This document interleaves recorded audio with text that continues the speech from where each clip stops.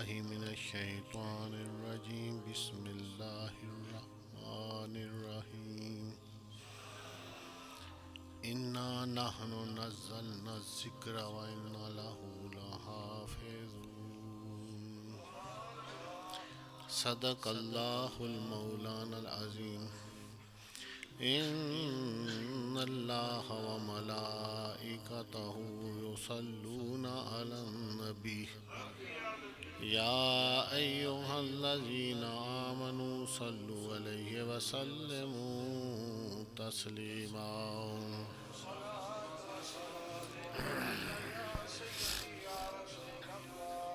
الصلاة والسلام عليك يا سيدي يا رسول الله وعلى آلك وصحابك يا حبيب الله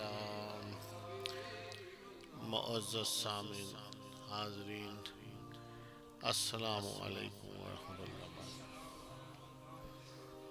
ہر جمعہ کی طرح اللہ تبارک و تعالی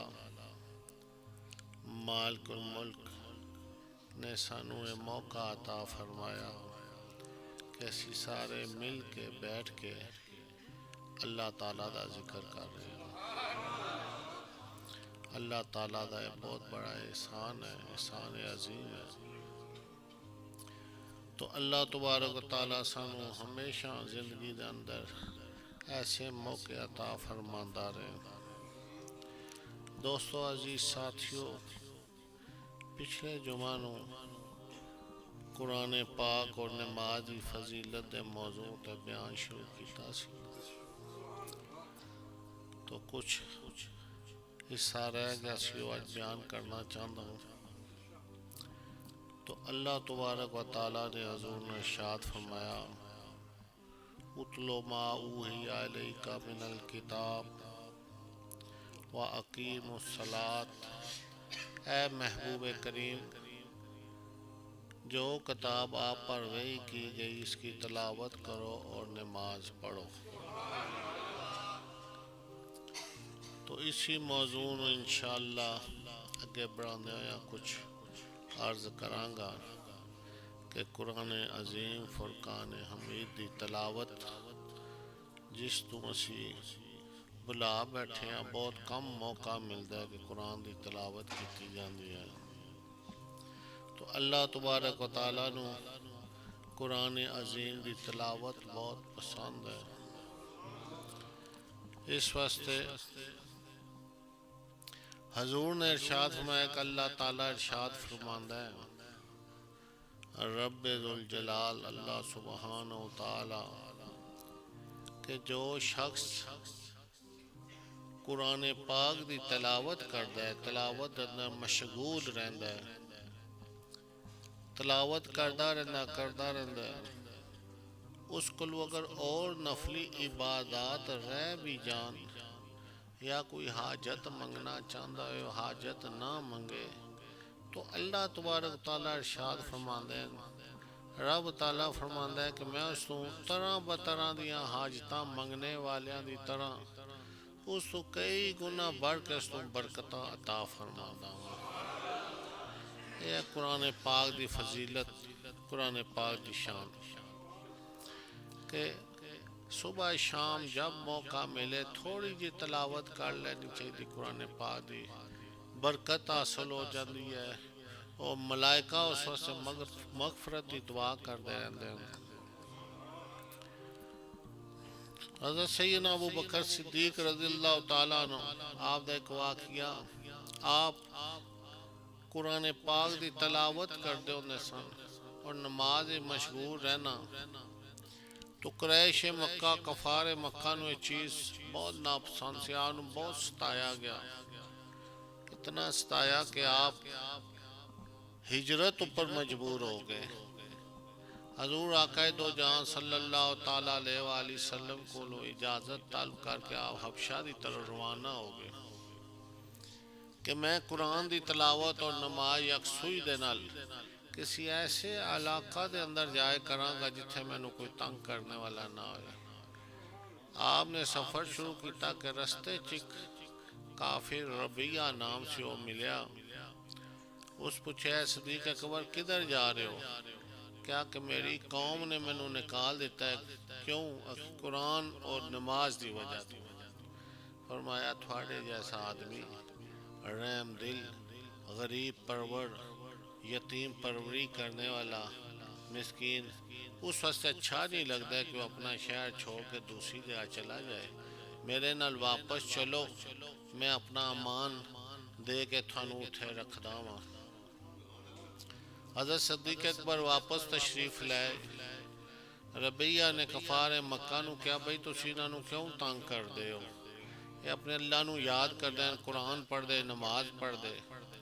انہاں کہا بلند آواز نہ قرآن اور نماز پڑھ دیں، اس واسطے ساڑھے بچے، ساڑھے غلام، ساڑھیاں بیویاں وہ انہاں تو متاثر ہو کے خدشہ ہے کہ وہ اسلام نہ قبول کر لیں۔ اگر تو اپنی امان وچ رکھنا چاہتا ہے پھر انہوں کہہ دو کمرے دے اندر تلاوت کرن اور نماز پڑھن۔ آن فرمایا ٹھیک ہے۔ حضرت صدیق اکبر بہت عرصہ گھر دے اندر ہی تلاوت فرمان دے، نماز پڑھ دے۔ گرمی دا موسم آیا، آپ نے اپنے سینی جگہ بنائی، رات نو باہر تلاوت قرآن پاک اور نماز شروع کر دیتی۔ قرآن پڑھن تے خوف خدا، خوف الہی دے نال آپ گڑ گڑا کے رونا شروع کر دیں، تاکہ اتنا رون کے دائیں بائیں امسائیاں لے انہوں خبر ہوگی ہو، مشرقین دیاں عورتاں اور بچے آ کے کھڑے ہو کے آپ کو قرآن سننا شروع ہو گئے، متاثر ہونا شروع ہو گئے۔ جس وقت قریش مکہ نے دیکھا کہ اگر یہ صورتحال رہی ہے سب لوگ مسلمان ہو جان گے، اور ربیہ کل دوڑے دوڑے گئے کہ تو ساڑھے سر کے پریشانی اور مشکل بنا دیتی۔ صدیق اکبر تو سین دے اندر قرآن پڑھ دے، اور ربیہ آیا کہنے لگا اے صدیق یا تسی قرآن اندر کمرے دے اندر پڑھو، گھر دے اندر پڑھو، یا میرا امان واپس عہد واپس لے لو۔ آپ نے فرمایا تیرا امان عہد میں واپس لینا، میں اپنے اللہ دینا عہد کرتا۔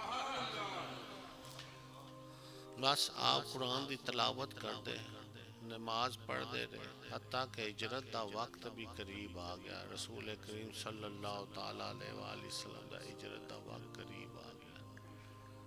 تو قرآن اور نماز نو صحابہ نے ہر حال دے وچ، ہر موقع دے وچ اس نو قائم رکھیا، چھوڑیا نہیں۔ اللہ تعالیٰ نے فرمایا اتلو ما اوحی الیک الکتاب، قرآن اور نماز دونوں دا حکم ارشاد فرمایا۔ جس وقت رسول پاک صلی اللہ تعالیٰ علیہ وآلہ وسلم قرآن پڑھ دے سن، یہ حکم اتھو جاری ہے۔ اس وقت مشرقین مکہ چھپ چھپ کے قرآن سن دے سن، سامنے نہیں آندے سن، چھپ چھپ کے قرآن سن دے سن، اور جنات بھی قرآن سن دے سن۔ یہ قرآن سننے دی وجہ تو بہت سارے جنات بھی اہل عرفان اور اہل ایمان بن گئے۔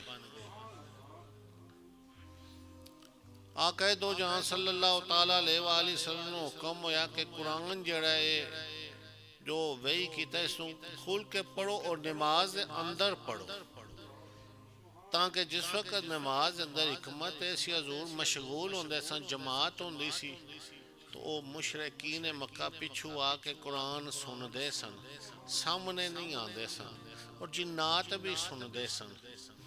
تو اللہ تعالیٰ نے قرآن دے اندر نماز اندر اس واسطے قرآن دی قرأت نو لازم فرمایا کہ قرآن تو دوسرے لوگ بھی فائدہ اٹھا لیں، جڑے لوگ نماز نہیں پڑھ دے، کسی اور مذہب دے لوگ ہیں، اور نماز با جماعت قرآن پڑھنے نہ سننے نہ انہوں فائدہ حاصل ہو جائے۔ قرآن ایک ایسا عظیم کلام ہے کہ جنہ لوکاں نے سنیا اور عمل کیتا اور ایمان دی دولت نہ مالا مال ہو گئے۔ اس واسطے اللہ تبارک و تعالیٰ نے ارشاد فرمایا فَذَكِّرْ بِالْقُرْآنِ مَن يَخَافُ وَعِيدٍ۔ حکم یا اللہ تعالیٰ دے عذاب تو ڈرنے والے اور اللہ دے غصے تو ڈرنے والیاں نو قرآن پڑھ کے سناؤ۔ یعنی کہ قرآن دی کوئی آیت پڑھی جاندی ہے مومنین دے سامنے، پھر اس کی تفسیر بیان کیتی جاندی، اس دے ایک حکمت ہوندا ہے کہ احکامات خداوندی قرآن دے مطابق سنائے جان تاکہ ایمان والیاں دے ایمان مضبوط ہون اور خوف خدا انہاں دے دل وچ پیدا ہے۔ فذکر فذکر فإن الذکر ینفع المؤمنین، اللہ تعالیٰ فرماتا قرآن دی نصیحت، قرآن پڑھ کے سنا کے اس دی نصیحت مومنین واسطے فائدہ مند ہوندی ہے۔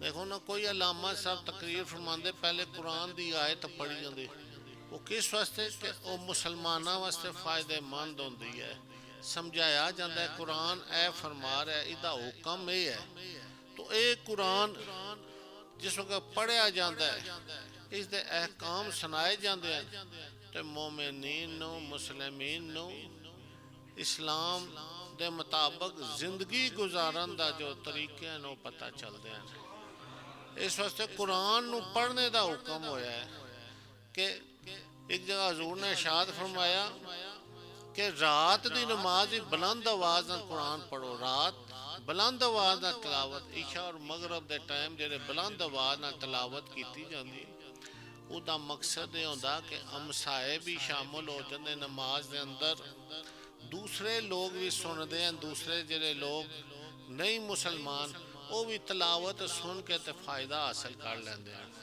اس واسطے حکم ہویا کہ رات دیاں نمازاں دے اندر بلند آواز نال قرآن دی قرات کرو، کیونکہ قرآن دی قرات ہی فائدہ مند ہے اور سب تو بہترین اللہ تعالیٰ دی پسندیدہ چیز اور سب تو اعلیٰ عرفہ عبادت قرآن دی عبادت ہے جو قرآن پڑھ دے، نماز دے اندر پڑھ دے یا نماز تو بغیر پڑھ دے۔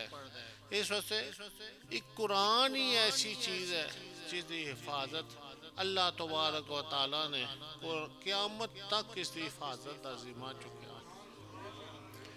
اِنَّا نَحْنُ نَزَّلْنَا الذِّكْرَ وَإِنَّا لَهُ لَحَافِظُونَ، ہم نے اسے نازل کیا اور ہم ہی اس کے محافظ اور نگہبان ہیں۔ قرآن دے کام کوئی نہیں بدل سکتا ہے، تو قرآن مومنین واسطے نصیحت ہے اور مسلمین واسطے اصلاح دی جگہ ہے کہ قرآن دے مطابق اپنی زندگیاں نو بسر کرو۔ اے اللہ تعالیٰ نے حضور نے ارشاد فرمایا اتلو ما اوحی الیک من الکتاب واقیموا الصلاۃ، یہ جو کتاب آپ پر وحی کی گئی ہے اس کی تلاوت کرتے رہنا اور نماز قائم کرنا، نماز پڑھنا، یعنی نماز دے اندر اس آیت کریمہ دے اندر تلاوت دا حکم ہوا، قرآن دی تلاوت کرو۔ ان الصلاۃ تنہی عن الفحشاء والمنکر، بے شک یقیناً نماز پڑھنے والے جڑے لوگ ہیں بے جا باتاں اور ناشائستہ حرکتاں تو نماز انہاں نوں روکدی ہے، انہاں دی اصلاح ہوندی ہے۔ تو آج قرآن دے بارے مختصر بیان کیتا ہے، اس تو انشاءاللہ آئندہ پھر نماز دے بارے، نماز دے احکامات اور نماز کیوں نازل ہوئی، معنی مقصد مفہوم نال بیان ہوندا رہے گا۔ اللہ تبارک و تعالیٰ سانو تھانو سب نو قرآن اور نماز پڑھنے کی توفیق عطا فرمائے۔ وما علینا